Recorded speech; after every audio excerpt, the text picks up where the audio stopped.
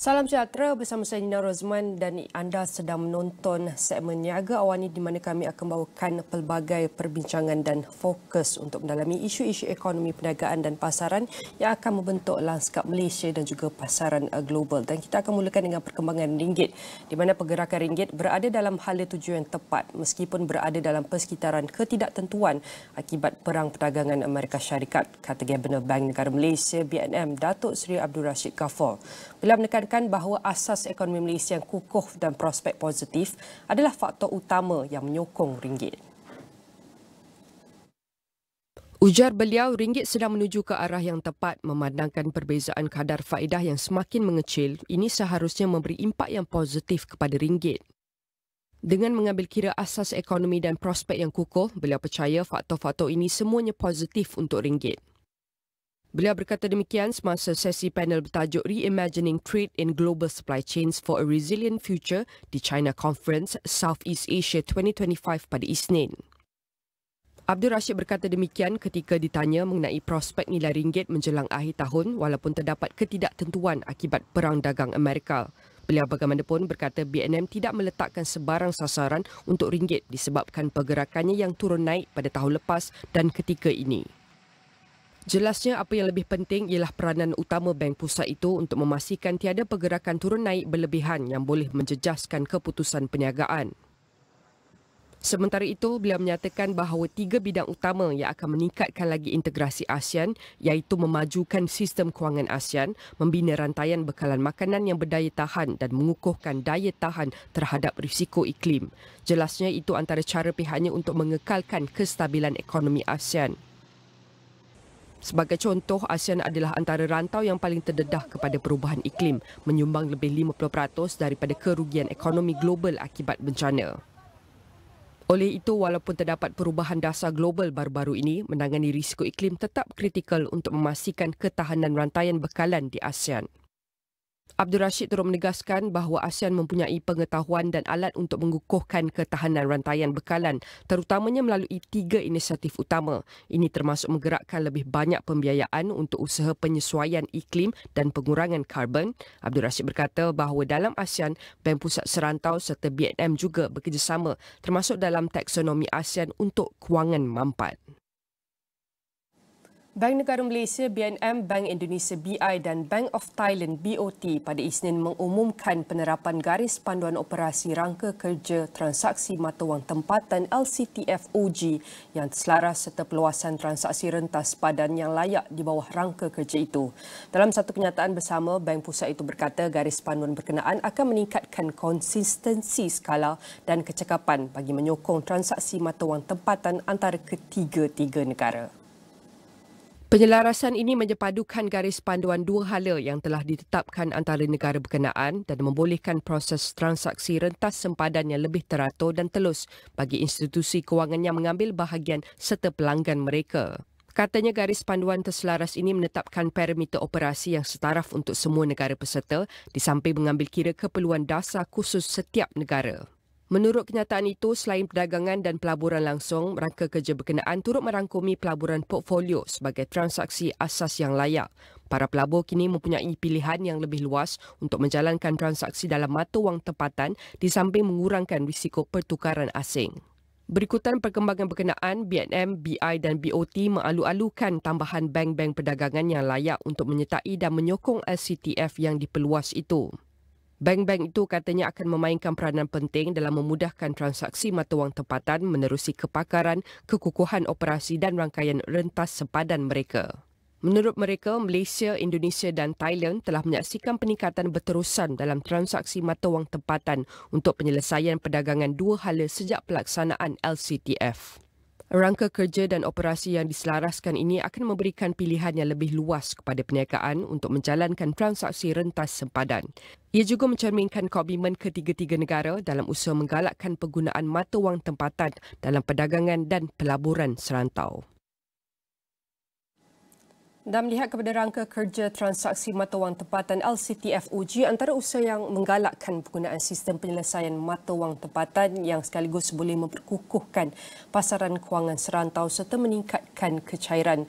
Jadi kita akan terus melihat kepada infrastruktur kewangan yang lebih memahami untuk integrasi kewangan dalam ASEAN. Dengan itu kita mempersilakan tetamu yang sudah bersedia dalam talian adalah Dr. Fitra Faisal Hasyadi, merupakan ahli ekonomi kanan Samuel Securities Indonesia. Saya nak ucapkan terima kasih Dr. Fitra kerana sudi meluangkan masa bersama kami melihat kepada sistem transaksi kewangan di peringkat serantau ini. Sebelum kita meneliti lebih mendalam kepada cabaran yang mungkin timbul daripada operasi utama dan risiko yang berpotensi, kita tahu iaitu pembayaran rentas sempadan ataupun kita boleh katakan iaitu cross border payment telah dilaksanakan beberapa tahun, dan apabila kita bercakap mengenai digital cross payment ini, ia memang memudahkan rakyat ASEAN.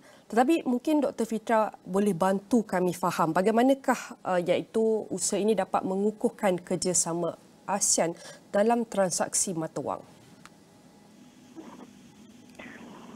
Ya, saya melihat bahwa LCT atau LCS, Local Currency Settlement, ini merupakan wadah atau saluran untuk transaksi regional ASEAN, ya, terus dalam hal ini hubungan antara Malaysia dan Indonesia, dan lebih independen terhadap US dollar. Ya, bagaimana kita selama ini ya, terlalu tergantung pada US dollar, volatilitas US dollar sangat mempengaruhi lalu lintas transaksi di ASEAN, dan itu membuat lalu lintas perdagangan menjadi relatif terbatas dan terconstrain dengan peristiwa-peristiwa global yang bahkan kita tidak ada sangkut pautnya. Dan oleh karenanya ketika kita ingin melancarkan ya, transaksi regional atau bilateral yang sesuai dengan kepentingan kita, sudah sangat layak bahwa kita menggunakan means kita sendiri ya, dalam konteks transaksi antar mata uang. Dan ini saya rasa tidak hanya akan memperkuat hubungan antara Indonesia dan Malaysia, tapi ini akan menjadi semacam preseden atau contoh untuk negara-negara ASEAN yang lainnya dan juga ASEAN plus countries ya, secara regional bisa meningkatkan lalu lintas transaksi dan perdagangan.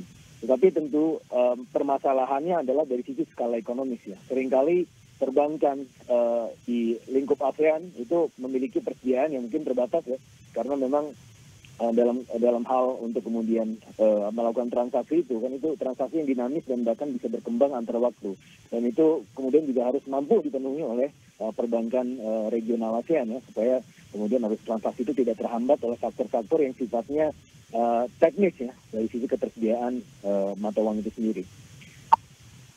Dan sudah tentu segala perkara yang kita lakukan mesti ada cabaran dan risikonya. Melihat kepada pelarasan transaksi ini, Dr. Fitra, mungkin boleh kongsikan apakah antara cabaran yang dihadapi oleh institusi kewangan dalam memenuhi keperluan ataupun perbezaan peraturan-peraturan antara negara-negara ini, Dr. Fitra?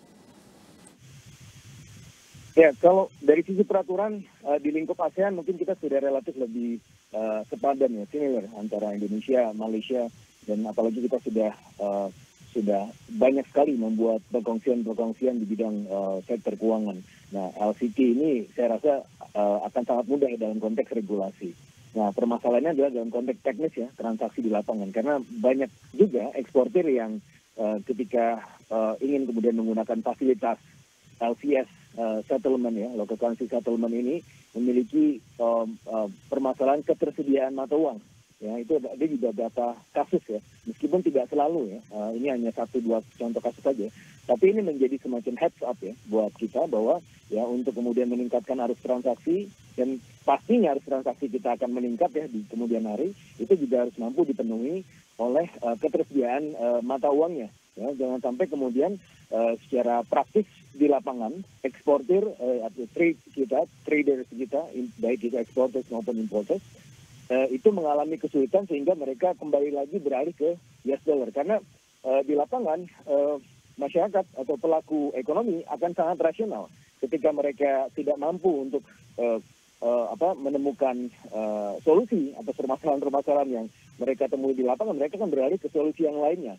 Dalam hal ini ketika mereka merasa kesulitan dan terasa dipaksa untuk kemudian menggunakan fasilitas LCT ini, mereka ya pastinya akan beralih ke tempat yang lain ya, dalam hal ini beralih pada US dollar lagi, atau kemudian bahkan beralih kepada transaksi ya di luar ASEAN ya, karena mereka mungkin melihat bahwa ASEAN terlalu banyak hambatannya dan pada akhirnya akan menjadi semacam trade diversion dan investment diversion. Ini adalah potensi-potensi risiko yang harus kita lihat dan waspadai ke depannya. Dan adakah ini harus dilihat sebagai usaha dalam merakyatkan ASEAN? Kalau kita tahu Dr. Fitra, ASEAN sering dilihat sebagai G2G, government to government, dan kini dilihat sebagai B2B, business to business dan people to people. Bagaimanakah pandangan Dr. Fitra terhadap situasi ini? Betul. Jadi kita memang ASEAN sudah oke ketika berada di level G2G, government to government. Tapi when it comes to people relation, when it comes to especially business to business, ini kita memiliki banyak sekali permasalahan. Jadi pekerjaan rumahnya adalah bagaimana membuat transisi dari G2G menjadi B2B ini menjadi seamless. Transisinya mulus, gitu, sehingga tidak kemudian menghadirkan tekanan-tekanan pada bisnis. Tapi saya rasa ini adalah satu inisiasi yang sangat baik ya, karena kalau kita melihat sejarahnya ASEAN sejak didirikan tahun 1967 sampai sekarang, intra-regional trade share kita itu masih sangat terbatas ya, masih sekitar 25%-an. Kalau kita merujuk misalnya pada Uni Eropa, mereka sudah mencapai 70-80% intra-regional trade share-nya. Sehingga ini saya rasa ketika kita kemudian mempush bilateral transaction lewat perkongsian-perkongsian di sektor keuangan yang lebih formal dan institusional, saya rasa ini bisa menjadi semacam bangunan untuk kemudian meningkatkan ya trade share kita, regional trade share kita, intra-regional trade share di ASEAN, sehingga bisa lebih ASEAN sebagai region bisa lebih independen di satu sisi, dan di sisi lain bisa lebih inklusif untuk ASEAN member countries, dan juga lebih inklusif juga tersedia sebagai hub and spoke ya. ASEAN sebagai hub, spoke-nya adalah plus countries gitu ya, sehingga dengan demikian ya fondasi keuangan kita sudah lebih oke, mengundang investasi dari luar dan mengundang investasi antar negara-negara ASEAN juga. Dan melihat kepada bergerak ke hadapan, Dr. Fitra, what's next? Apa yang perlu dilakukan? Adakah institusi kewangan terutamanya bank di seluruh ASEAN harus meningkatkan kerjasama terutama dalam menggalakkan pelancongan di rantau ini, mengambil kira peranan-peranan bank komersial yang boleh dilakukan untuk pastikan kejayaan pelaksanaan rangka kerja ini? Adakah insentif yang diberikan kepada mereka, kepada penyertaan mereka sudah cukup, dan melihat kepada keupayaan institusi bank di setiap negara ASEAN ini daripada infrastruktur dan kepakaran, adakah sudah cukup? Saya rasa sudah sangat progresif, tetapi tentu harus dipush lebih lagi untuk kemudian meningkatkan integrasi antar negara-negara ASEAN.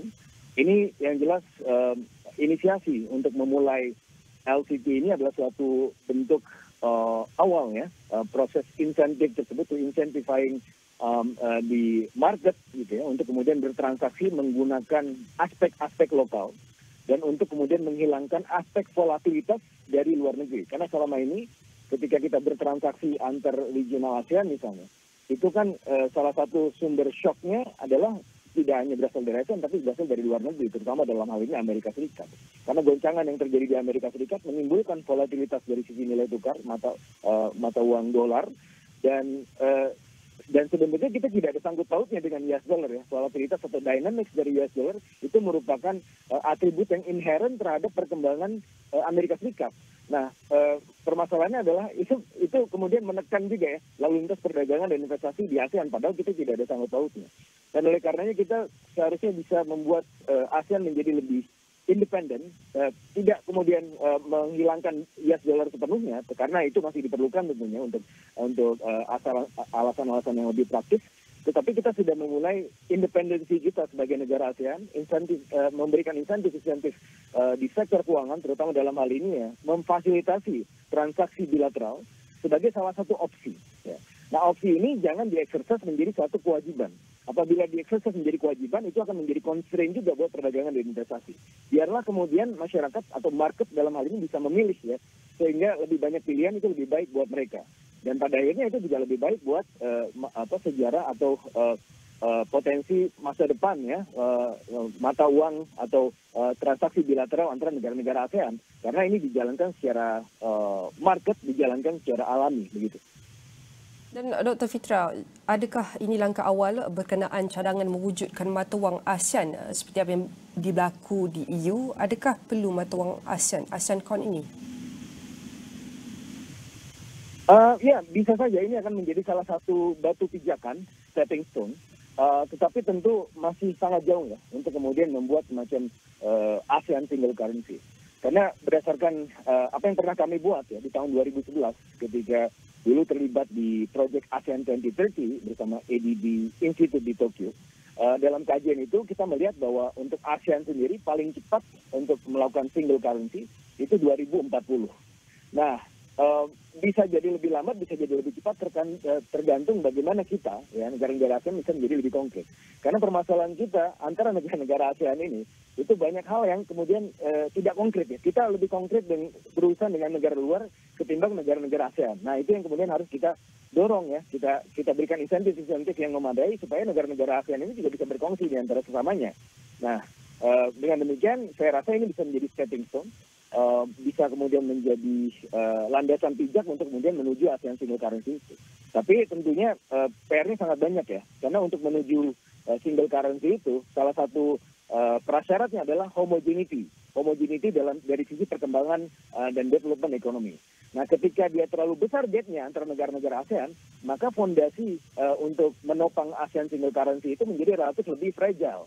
Nah, oleh karenanya kita harus memakmurkan dulu ASEAN, membuat pembangunan ekonominya relatif setara, mungkin tidak akan sama, tetapi relatif setara, minimal gap-nya itu rendah, baru kemudian kita bisa berpikir mengenai ASEAN single currency.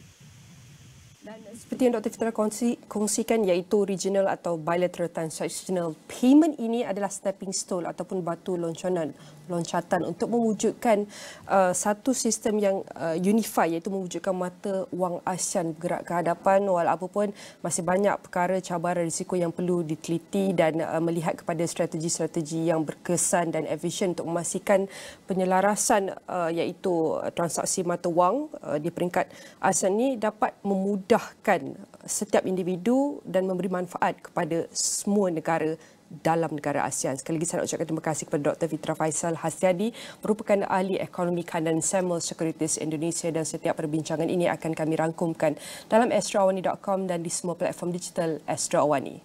Baik, saya akan teruskan dengan laporan seterusnya di mana Perdana Menteri Datuk Seri Anwar Ibrahim meminta kerajaan Sarawak membekalkan lebihan tenaga elektriknya ke selatan Filipina melalui Sabah bermula tahun depan.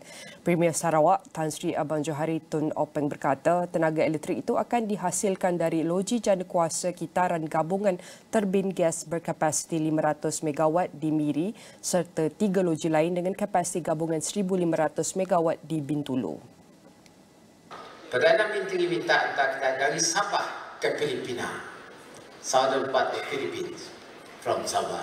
Meaning, kita tu akan mengeluarkan power within ASEAN. That is our strength. And everything that you do, you need energy. Cobalah sekarang agak lupa untuk petang peti. Jadi ini kekuatan kita Malaysia.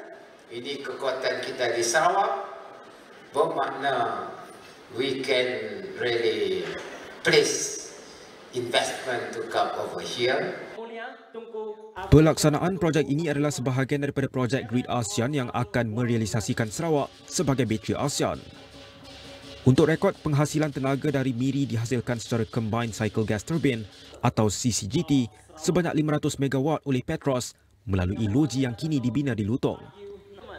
Kerajaan Sarawak sebelum ini melabur RM2 bilion untuk projek yang menggabungkan kombinasi hidrogen dan steam melalui teknologi yang dihasilkan oleh syarikat Mitsubishi dan pertama kali digunakan di rantau ini. Abang Johari berkata demikian ketika berucap pada majlis makan malam sambutan Tahun Baharu Cina anjuran Afin Bank Berhad di Kuching pada Isnin. Malaysia boleh memacu sinergi ASEAN-China untuk mencapai abad Asia iaitu era dominan Asia pada abad ke-21, kata Menteri Pelaburan, Perdagangan dan Industri Tengku Datuk Seri Zafrul Abdul Aziz.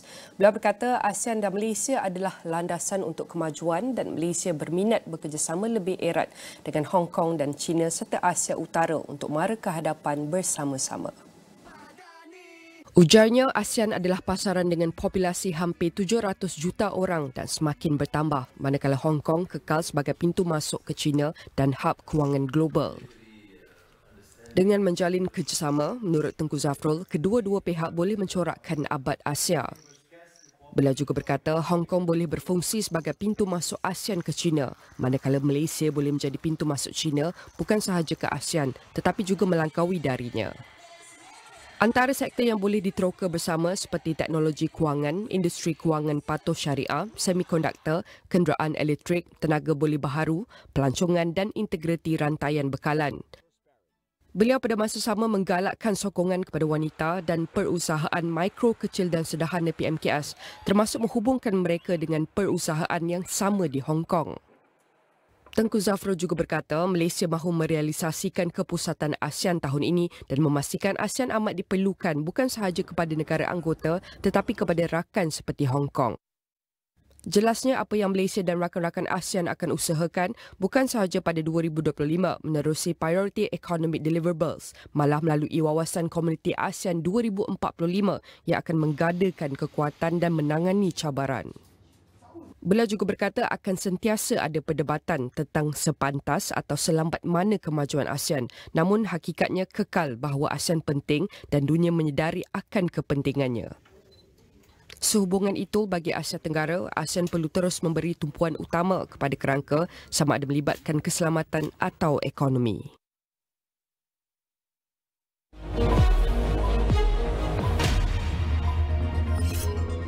Eco World Development Group berhad Eco World Malaysia menjual tanah seluas 56 hektar di Iskandar Malaysia pada harga RM694 juta secara tunai. Pemaju hartanah itu berkata anak syarikat miliknya Eco Business Park 1 sedang berhad memeterai perjanjian jual beli dengan Microsoft Payments Malaysia sedang berhad. Untung bersih Teosen Capital berhad pada suku keempat berakhir 31 Disember 2024 menyusut 3% kepada RM64.9 juta berbanding RM66.8 juta bagi suku sama tahun sebelumnya, kesan daripada harga jualan telur yang rendah. Kumpulan itu berkata hasil bagi suku tersebut juga susut 5.7% kepada RM188.4 juta berbanding RM199.9 juta pada suku sama tahun sebelumnya. Untung bersih Johor Plantations Group berhad JPG bagi tahun kewangan berakhir 31 Disember 2024 meningkat 54.5% kepada RM256.1 juta berbanding RM165.7 juta pada tahun sebelumnya didorong kecemerlangan operasi dan strategi perniagaan. Kumpulan itu berkata prestasi positif itu disokong peningkatan 21.7% dalam hasil tahun ke tahun pada suku tahun kewangan 2024 meningkat kepada RM1.5 bilion daripada RM1.3 bilion pada tahun kewangan 2023. Laporan penuh di saluran 501 dan astroawani.com serta dagangnews.com. Alright, the budget 2025 provides significant support to further accelerate Malaysia's digitalization, encourage the adoption of artificial intelligence, AI and drive inclusive growth, said the Malaysia Digital Economy Corporation MDEC. The support will further position Malaysia as a leading digital hub within the ASEAN region. Its Chief Executive Officer Anwar Faris Fazil said the budget 2025 is apt as Malaysia chairs ASEAN this year. Anwar said the proposed budget provides incentive to both local and foreign investors to continue investing in Malaysia, especially in high-value activities including digital services. He added that the nation's small and medium enterprise SMEs community also stands to benefit from initiatives to embrace digital tools for greater productivity and operational efficiencies, enabling SMEs to survive and thrive in an increasingly competitive global economy. And for this discussion and segment, I welcome from you. Our guest already on the set is Mr. Safri Bin, the Chief Executive Officer of Ministry. I want to say thank you very much for joining me. Mr. Saf, firstly, you want to take a look at the budget Malaysia 2025, Malaysia Budget 2025. How did it foster digital competitiveness, encourage digital adoption, and equip its workforce for an AI-driven future? Please share with us. Thanks. Great to be here, Nina. And also, this is a really exciting time here in Malaysia. We're investing to hire 1,000 people right here in KL, and looking at the opportunities for digital growth in this country, the investments that are being made, the opportunities. This is a really transformational time, not only for the country, for the region. And it is a challenging time to bring a workforce along to take these digital jobs that are coming up. And the need to innovate and transform, as you mentioned, this is not only transformation for the country, but for the whole region. But we also need to look at the aspect of significant challenges that we need to address here and now, and also what are the exciting opportunities ahead that we can grab and do together. Probably the need to innovate and transform. How can enterprise rethink their enterprise resource planning, ERP, re-implementation in the age of AI, Mr. Saf?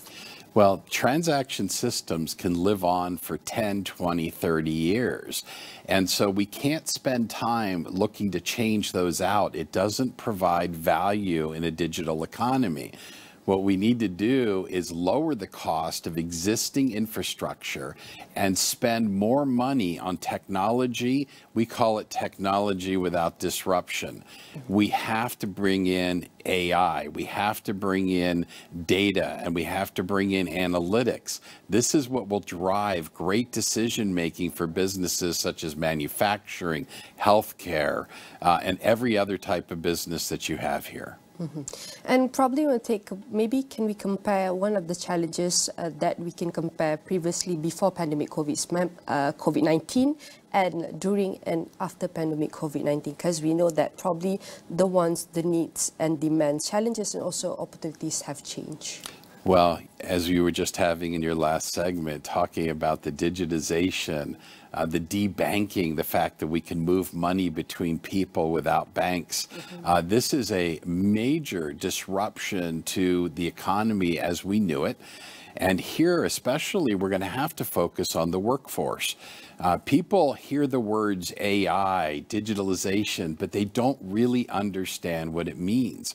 If I could tell you that suddenly I could look at all of the accident data that a company might have and then have the system and AI tell me when an accident might happen and I could then head it off, that would be an amazing type of use. People need to learn how to understand what these systems can do.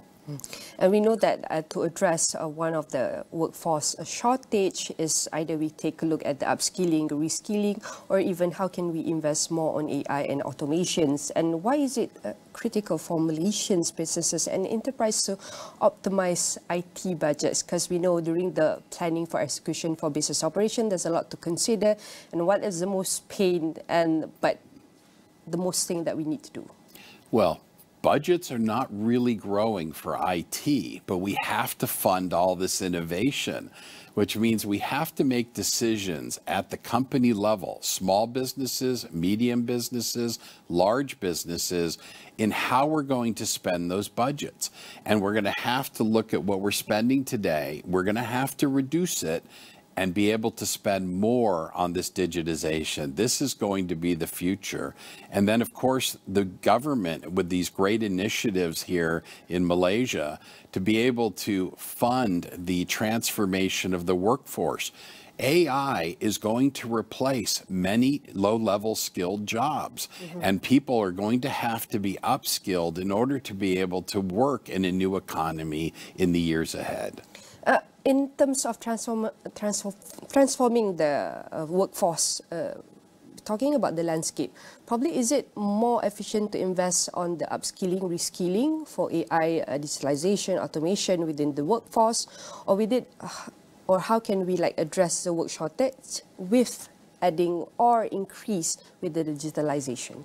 Well, the great thing is that AI will do a lot of jobs that today there are people doing. That's both a good thing from a productivity perspective when we have challenges filling jobs, but at the same time, it means people's skill sets are going to have to increase because their jobs may disappear. This could be extremely disruptive to workforces across not only this region, around the entire world. And governments are going to have to understand people will need to be invested in terms of skill sets in order to be able to do the jobs of the future.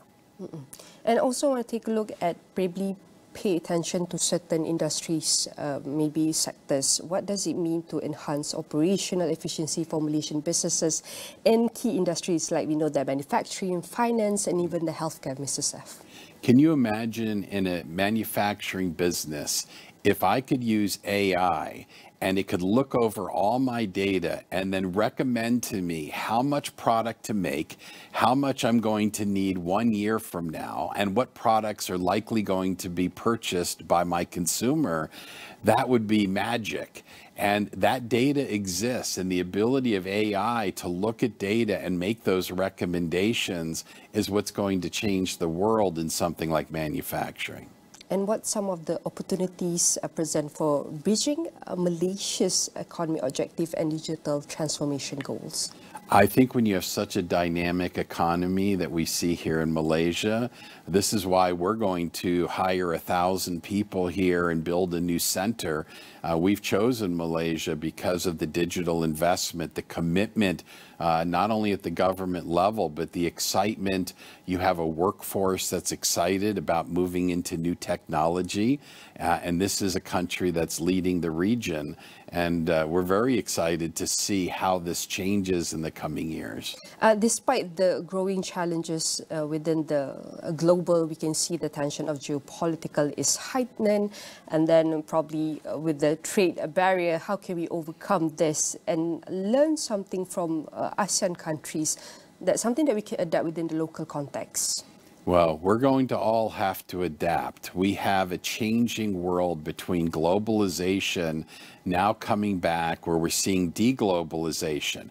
People want to see manufactured goods within their country to keep some of that job growth in their country. That's changing the supply chain, it's changing business, and we have to adapt to it. So the systems and investments that we make from an IT perspective are going to have to be flexible, and all of these changes, even if it's including tariffs, we're going to have to be able to drive profits against the changing landscape. And what are the trends and risks that will be shaping the digital trends, AI, automations for 2025? I think you're going to watch, first of all, the idea that these agents, these are called AI agents, are going to take some of these jobs. It's going to allow companies to lower labor costs, but we're going to have to deal with the labor changes because of that. So companies are having a struggling problem in building profits because costs are up and global competition keeps the price steady that they can sell at, which means we're going to see reduced profits. That is the biggest issue that we're working with customers on, is how do I, in a changing world of costs and growing costs, do I invest in technology, at the same time increase my profits? And what's some of the key elements or components that need to be inserted within the next budget 2026 to enhance digital competitiveness, encourage more digital adoptions, and even we can say insert AI adoption within the workforce? Well, government can only do so much, and I think the government is funding AI. I think the government is focused on technology. I think the people are going to have to realize they need to make their own investments in themselves if they want to take advantage of these amazing jobs that are going to be coming in the years ahead. And I think businesses need to refocus their budgets between what they're spending to keep their daily operations running and what they're going to invest in technology. And that is how we will move forward both the workforce as well as technology for a very exciting future. Mr. Seth, probably my last question. I'm going to go beyond the regional level, going global. What are some of the things that we can learn, probably like Malaysia and emerging economies learn from advanced economies? Probably they have more resources, funding, technology to boost their digital ecosystem and landscape. What are some of the things that Malaysia can learn from all of this? You know, sometimes the fact that the bigger countries have invested so much in existing infrastructure that countries like Malaysia have an opportunity to grow faster because you don't have to overcome some of the existing investments. You can leapfrog, as we say, into the latest technologies, and that's what makes it so exciting, why we want to make investments here, why we're looking at growing here, why I'm here in the region more often than any other region in the world, because of the excitement, the growth opportunities here are spectacular. And maybe can share what is your wish list moving forward as Malaysia is the ASEAN Chairmanship for 2025 in terms of aspect balancing these two key component aspects as balancing IT optimization and even boosting and driving innovation? Well, for us, I think the fact that the leadership of your companies here, we already service about 40 companies, the Protons, the Sunways, and these companies are evolving quickly. They're making investments in new technology because they can see how these are going to change business going forward. So it's really exciting to, again, see this happening at the company level. And we see it with their employees, the excitement of working on new projects that they never had a chance to work on before. And again, I would say thank you very much for this valuable insights as Mr. Saf Revin for sharing with us how can we optimize IT budgets and at the same time drive innovation within the economy. Again, I would say thank you very much and hope to see you again. And definitely all of our discussion here will be featured in Astro, Awani.com and across all social media platforms.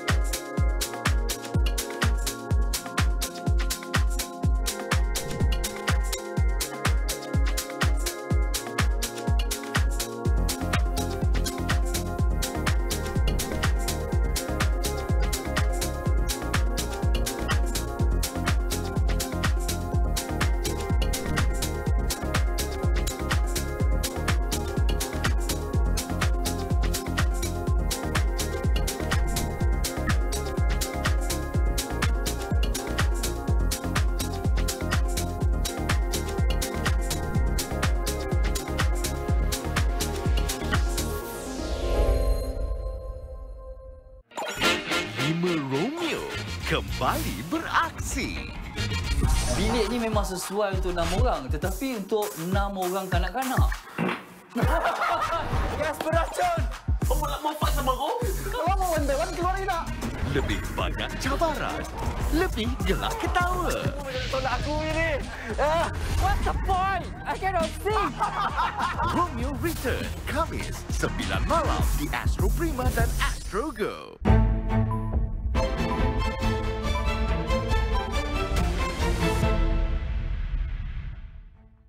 Leaders should prioritize being agile.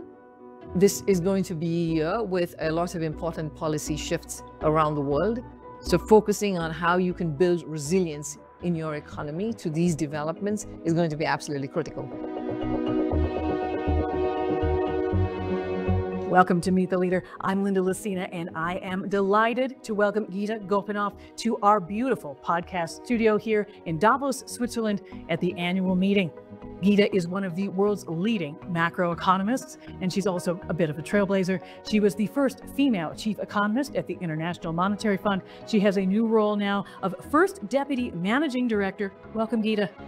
Thank you, Linda, and it's a real pleasure to join you on this podcast. Let us get started with your just released 2025 economic outlook. Can you tell us the top risks and the top opportunities that we need to be understanding? So firstly, I think we should point out that we are looking at steady growth for the world. It's about 3.3% for this year and next. But if there are two words I would focus on in terms of our forecast, it's divergence and uncertainty. Divergence because while on the one hand, we see the US economy doing much better than expected and quite strong, we're seeing weaknesses in Europe and we see many challenges in China. So there is an important divergence that we're seeing. Second, on the uncertainty front, there's a tremendous amount of uncertainty about policies around the world, be it trade policies, there's immigration, there is investment and private investment and where it will go and so on. So there's a lot of uncertainty that we're seeing around the world. But in terms of opportunities, I think we should keep in mind that this is the time of new technologies that we are all embracing in terms of, for example, generative AI. And that has the potential to raise productivity in the world.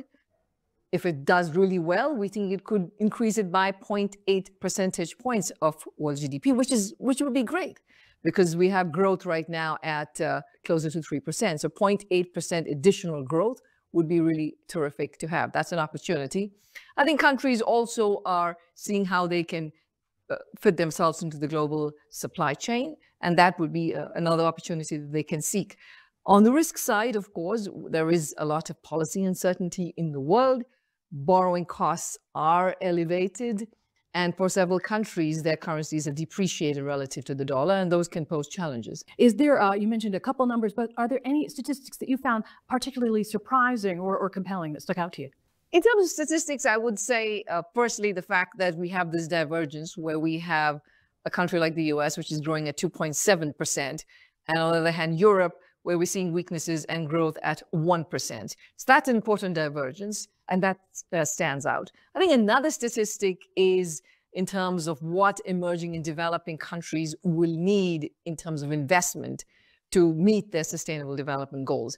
And that is a financing of around $3 trillion a year for them to be able to reach the sustainable development goals. And that's going to be an important challenge, but also an important opportunity for the world. And when it comes to the health of the global economy, what is maybe the number one thing that leaders should be prioritizing in 2025? I think leaders should prioritize being agile. This is going to be a year with a lot of important policy shifts around the world. So focusing on how you can build resilience in your economy to these developments is going to be absolutely critical. Given all these headwinds, what else can we do to reimagine growth so that is both sustainable, inclusive, resilient? What should we be doing? Firstly, the world needs more growth, and that is a priority. We are concerned that our medium-term growth projections are some of the weakest we've had in decades. So the world as a whole needs to invest more in growth. It is important, of course, to make this growth resilient and inclusive. We are seeing climate events around the world that are affecting countries' prosperities. So it is important, therefore, to invest in the climate transition. And it's not just about climate change. It's also about having growth coming through new kinds of high-tech jobs, and that is playing an important role, but also for countries to build energy security. That is critical too. Given this outlook, this emerging market outlook, what is one key message that you would like leaders to take away, if you could say just one thing to them about the economy? So emerging markets are a major part of the world economy. They are close to 45% of global GDP. And what we find that increasingly over the last decade, what happens in emerging markets and developing economies has important spillovers to the rest of the world. If you look at the large major emerging markets, their spillovers are now comparable to the kinds of spillovers we see from domestic developments in advanced economies. So we're all in this together, and we all need to collaborate and cooperate to make sure that we have growth and resilience for the world economy. You have spoken a lot about the pivot in global fiscal policy that we're going to need to be making to make sure that we're ready for the next crisis. Can you talk a little bit about this pivot? What is going to be needed to tackle debt? What does that look like? Global public debt is very high. In 2024, we expect it will end with it being at $100 trillion. That is a very large number. And it's not just going to stay at that. We're projecting it will continue to grow. So it is the case that the world has a problem of high debt and low growth, and that requires immediate attention. Countries can do fiscal adjustments and fiscal consolidation in a growth-friendly manner where they prioritize public investment, so maintain public investment to have growth, but at the same time make sure that they're spending more efficiently. And I'd say, there are three ways that governments should look at their fiscal policy. One, make sure it's growth-friendly. Two, make sure that you have guardrails, which is you have good, sound fiscal frameworks that ensures that you keep your fiscal spending at a particular level. And the third is grassroots, which is to make sure that the public is coming along with the kinds of reforms you're trying to make. And if all went right, say we do all those things, what's our before and after? How is the world a little bit different? Well, firstly, it is important to make sure that countries have enough buffers, fiscal buffers, to prepare for another shock.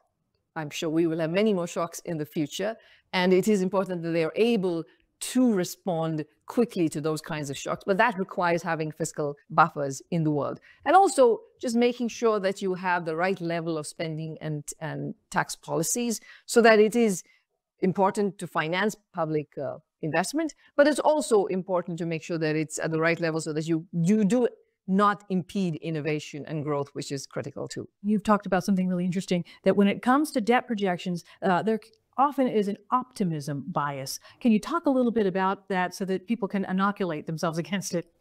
This is very important because, in addition to debt already being very high, as I said, $100 trillion and growing, if you look at our historical experience, we've tended to be actually optimistic about where debt will end.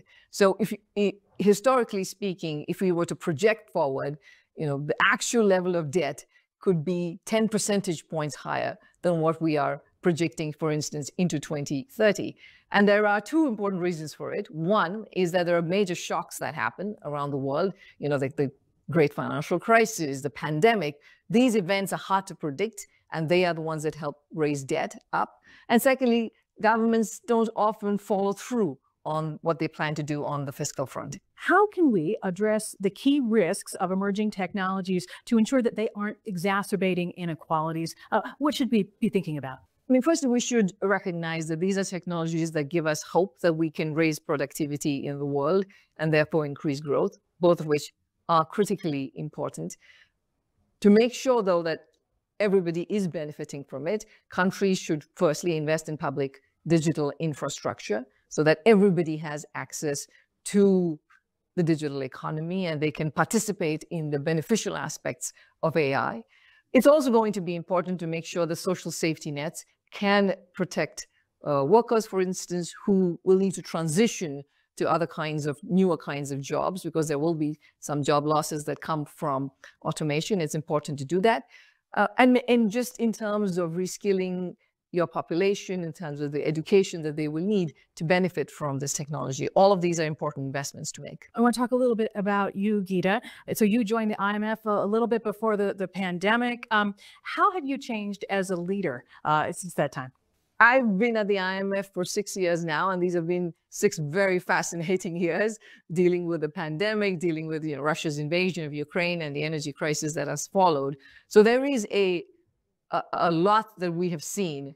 I would personally say that I've come to appreciate more the importance of each country's specific circumstances and how they have to deal with a similar shock that everybody faces. Countries are very different. They have a different history. They have a different way of economic thinking. And that does matter for when we engage with them in terms of economic policies. And you personally as a leader, is there something that you do now that maybe it's a habit or a way that you collaborate or communicate that just would not have occurred to you 6 years ago when you started this role? I mean, as a leader, I should point out that what is very important to me is to make sure that I'm hearing from a multiple set of voices, and that people think that they can disagree with me about how I see certain things, because it's very important in this fast-changing world not to be caught in an echo chamber where only hearing things that you confirm your views. So encouraging a diversity of opinions, encouraging people to speak to you freely and honestly is very important. That is a big focus of our Future of Jobs report, these soft skills, making sure that there is a distributed sense of leadership across an organization, not just a command and control thing. What are elements that you think are key that need to be in place so people do feel comfortable? If you took something out of your culture or your team, the way you guys work with each other, what would be lost? Is how do you make sure that people feel comfortable disagreeing with you? I mean, if you want to be seen as somebody who's willing to hear disagreements and hear criticism, I think you have to be forthcoming about it yourself. So I often like to point out things that I do incorrectly, and so personally, pointing out some of the flaws in yourself can make you more accessible to people, so that people feel that you're open to hear their views. Our Future of Jobs report also stresses the importance of these leadership skills and improving them, honing them, getting them a little bit better, communication, collaboration, all these things. If there is one thing that you think leaders should be thinking about this year that they should be strengthening, what would that be? Leaders are going to have to deal with a lot this year. These are changing times. There are risks, but there are also lots of opportunities. But I think it is important to make sure that they are bringing all of society along with the kinds of changes that they want to implement. So much more communication with them, getting their views in terms of how to think about policy design into this decision-making process. All of that would be very important. And yourself personally, is there one thing that you'd like to strengthen in the year ahead? Well, I think it's important for us to be open-minded about all the different policy changes that will happen. Change can be good, and it is, we continue to focus on our mandate of macro and financial stability, but as the environments change, we have to pay attention to what the new environment is while we keep our eye on macro and financial stability. And given all of the changes, all the things that are happening, what gives you hope? I remain hopeful in human ingenuity, and particularly the kinds of technological developments that we've seen recently. Because as I see it, there are three big challenges the world faces. One is not enough growth, the second is climate change, and the third is aging populations. And on all three fronts, I think technological developments can play a big role. And it's the job of institutions like the IMF to make sure that that technological promise is made available to all countries and all people. And is there a piece of advice that you've always been grateful for? I've always appreciated the fact that people remind me that it's important for you to ask for advice and to get advice yourself.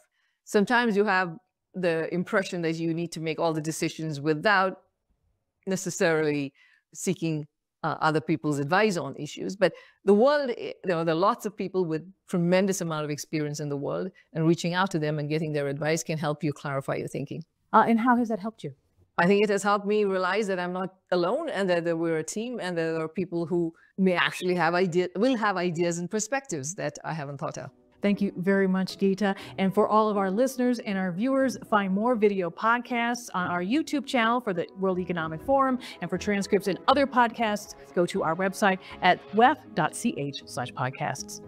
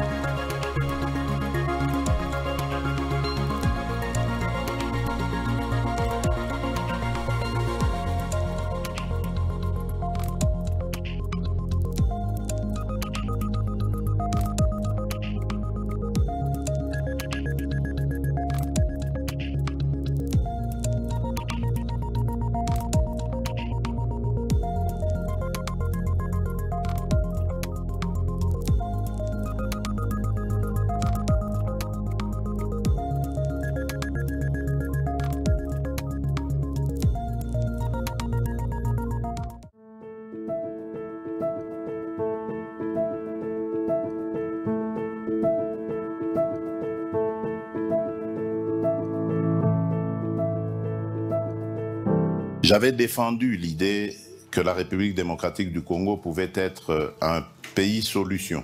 Aujourd'hui, je suis fier de partager avec vous une réponse concrète à cette vision, le lancement de la plus grande réserve forestière tropicale du monde.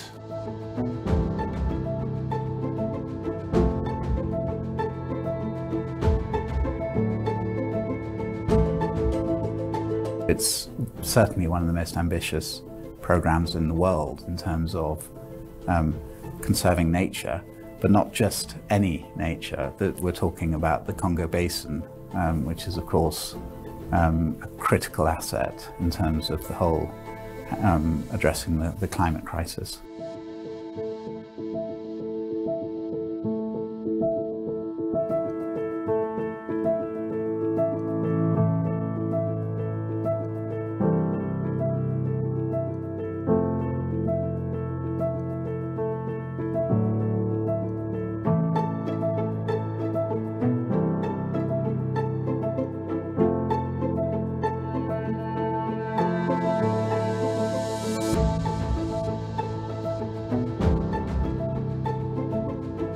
Cette initiative va bien au-delà de la simple conservation environnementale.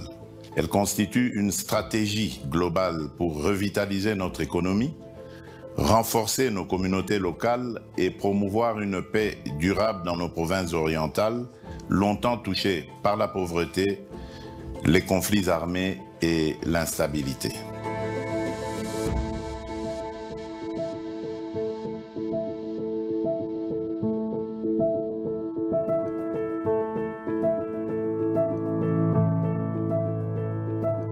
When you bring significant amounts of electricity through the construction of hydroelectric plants that depend on the park's rivers, you create jobs because business develops once you've got energy.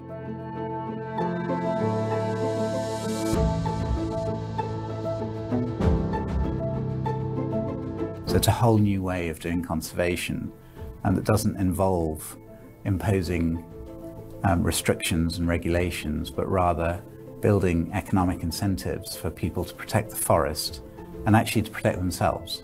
And so to build out the green economy, as it were, so small industry driven by clean energy and that's respectful of local communities, that's really based on their consent.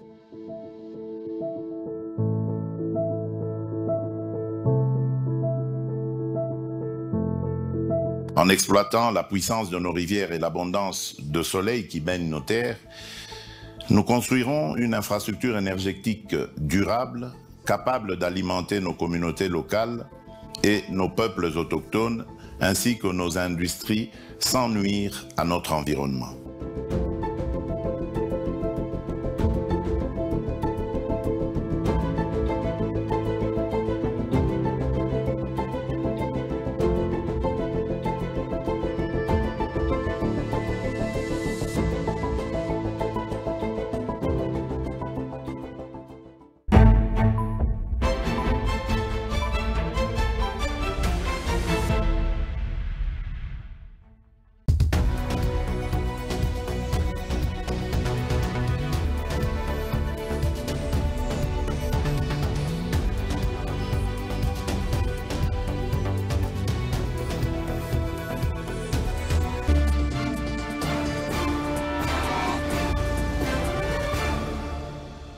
Sebelum kita mulakan sesi waktu pertanyaan Menteri, Yang Berhormat sukacita dimaklumkan bahawa hadir bersama-sama kita di Dewan Yang Mulia pada hari ini ialah delegasi dari Parlimen United Kingdom yang diketuai oleh Tuan Yang Terutama Sir Lindsay Hoyle, Speaker of the House of Commons.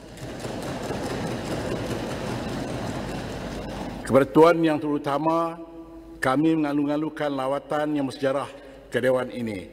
Kami yakin lawatan ini akan mengukuhkan lagi hubungan persahabatan yang telah sekian lama terjalin antara Parlimen Malaysia dan United Kingdom.